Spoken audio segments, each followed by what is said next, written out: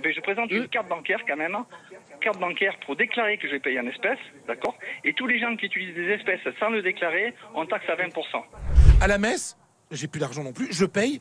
Donc vous avez encore le panier pour la quête et vous avez maintenant la petite machine et vous appuyez sur le bouton. Ça, je vous cache pas que ça me gêne un peu, Fred. Je sais pas, c'est pas l'idée que je me fais de l'église. Non, mais l'église, elle est moins rétrograde que ce qu'on croit. Et mais puis ça, c'est dans quelques paroisses parisiennes.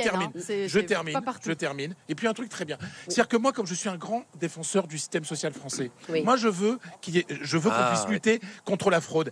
Et quand moins il y a de billets, moins il y a de fraude, plus il y a de déclarations, plus il y a de TVA, plus il y a d'impôts, il y a moins de travail au black, plus de cotisations sociales. Donc on sauvegarde notre système social grâce à cela. Le petit dealer, il va avoir des jours difficiles. Hein, exactement. Enrico, il est pour la fraude et le vol. Exactement. Et donc moi, comme je défends la France et je défends le système social français, je suis pour la disparition de l'argent liquide.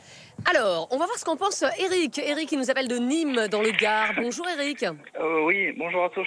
Bonjour à tous, oui. Eric, est-ce que vous continuez à payer tout en liquide ou est-ce que, au contraire, vous n'avez plus jamais d'argent dans votre porte-monnaie? Alors, usage en liquide, on va dire, c'est 5-6% à ma hauteur. Hein. Voilà, à peu près. Hein. C'est très peu. C'est précis. Voilà, c'est vraiment très peu. Hein. Voilà, j'essaie de payer tout par carte. Alors moi, je suis un défenseur de la suppression de l'argent liquide. J'ai une vingtaine de raisons. Ça permet de lutter contre le trafic de drogue. Ça fait long. Trafic de drogue, trafic d'armes, corruption, financement occulte des campagnes, les vols à l'arraché, le homejacking, carjacking, blanchiment d'argent, travail au noir, clandestinité, travail clandestin. Je vous fais la liste, elle est longue. Hein. Je peux y passer du temps. Mais je crois que vous avez tout dit là. Voilà, Alors, les gens me disent. Les braquages de fourgons de transport de fonds aussi. Les gens qui disent, je veux pas être tracé. Je veux vous dire une chose. 80% ou 90% de mes achats sont en carte bancaire. Donc je suis déjà tracé.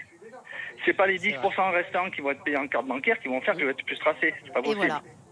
Après, je veux dire, vous faites une carte bleue dans une grande surface, ça dit pas ce que vous avez acheté.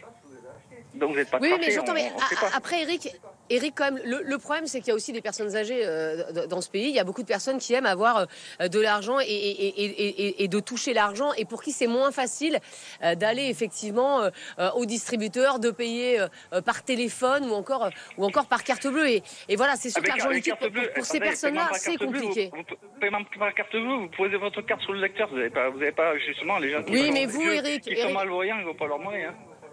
Oui, mais une personne qui a 90 ans, qui est un peu isolée, voilà. Bon.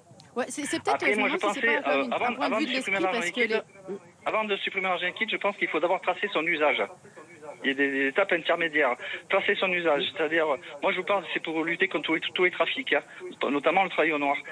C'est-à-dire, si je vais en grande surface, je veux payer des éléments en espèces, et bien je présente une carte bancaire quand même, carte bancaire pour déclarer que je vais payer en espèces, d'accord? Et tous les gens qui utilisent des espèces sans le déclarer, on taxe à 20%. Et comme ça, on taxe tout ce qui est travail au noir, tout ce qui est trafic, tout ce qui est corruption, tout ça. Merci beaucoup Eric, en tout cas d'avoir été avec nous. Et puis il y a quand même juste un truc, on parlait beaucoup d'inflation et de problème de pouvoir d'achat. On se rend compte tout de même qu'on dépense moins lorsque c'est de l'argent physique, de l'argent liquide, que quand on est sur carte bleue. Il y a beaucoup d'auditeurs qui nous avaient appelés, qui nous disaient qu'ils avaient un système d'enveloppe par exemple, et dans ces enveloppes ils mettaient des billets, ils se disaient tiens, cette enveloppe il faut qu'elle me dure jusqu'à la fin du mois, et c'est beaucoup plus facile en fait de voir ce qui nous reste avec du liquide qu'avec de l'argent virtuel en fait. Et donc ça, effectivement, la disparition de l'argent liquide peut être un problème pour ça.